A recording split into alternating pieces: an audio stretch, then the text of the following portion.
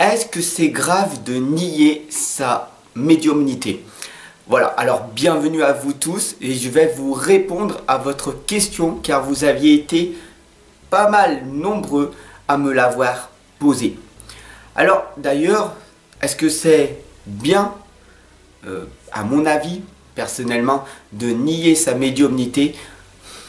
Pour moi, c'est catastrophique. C'est une erreur monumentale de nier votre médiumnité. Et je vais m'expliquer.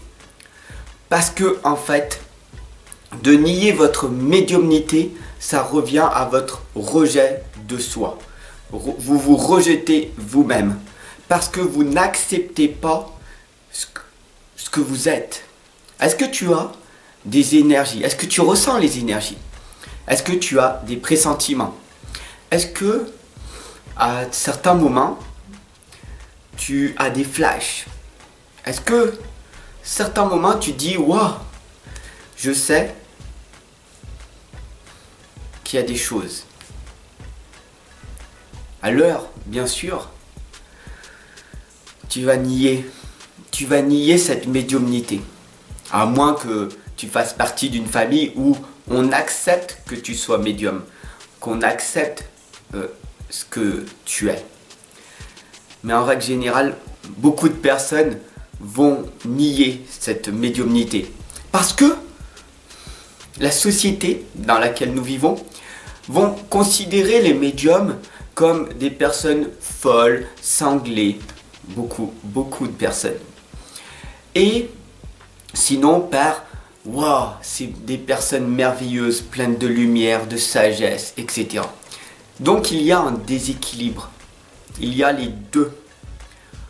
Soit on te surévalorise en te mettant sur un piédestal, waouh, c'est merveilleux. Soit on te met dans une case où tu es une personne cinglée, il vaudra mieux t'enfermer. Et donc du coup, c'est pour ça que tu viens à moi et que tu me dis souvent, est-ce que je suis médium? J'ai ces ressentis, j'ai ces énergies, mais tu sais, je peux pas l'exprimer parce que les gens vont me mettre de côté. Et là vient le rejet de toi. Apprends à mieux te connaître. Je suis là pour t'accompagner, te guider à travers ce chemin. Une fois que tu auras réussi à apprendre à te connaître, qui est une chose extrêmement difficile en soi. D'apprendre à se connaître, c'est extrêmement difficile. D'ailleurs, je me connais et j'apprends à me connaître en permanence. Et du coup, c'est ce qu'il faut que tu fasses. Une fois que tu auras appris à te connaître réellement, tu sauras en fait que le monde extérieur ne peut rien pour toi. Tu as ces ressentis. Tu vois ces choses-là. Regarde-moi. Tu me regardes bien, ok? Dis-moi en commentaire là. Tu ressens des énergies. Tu vois des choses. Tu ressens et t'entends certaines choses que l'on ne peut pas nommer. D'accord? Tu as vécu des expériences qui sont propres à toi-même. Personne à l'extérieur ou tes proches vont croire à ce que tu vas dire parce qu'ils ne l'ont pas vécu.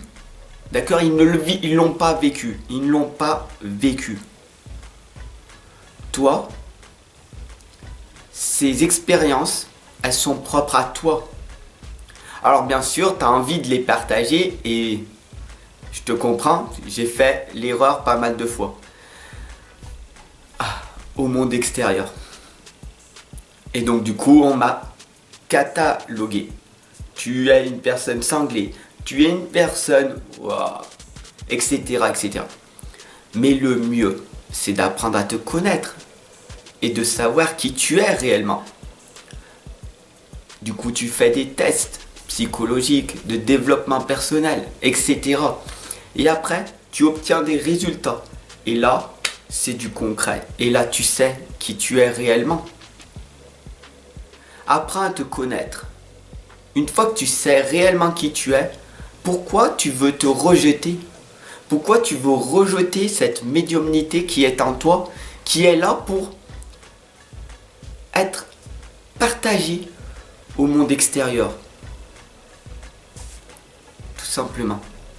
Pour moi, nier sa médiumnité, c'est une erreur monumentale. Une erreur monumentale. C'est catastrophique. Tu as cette médiumnité en toi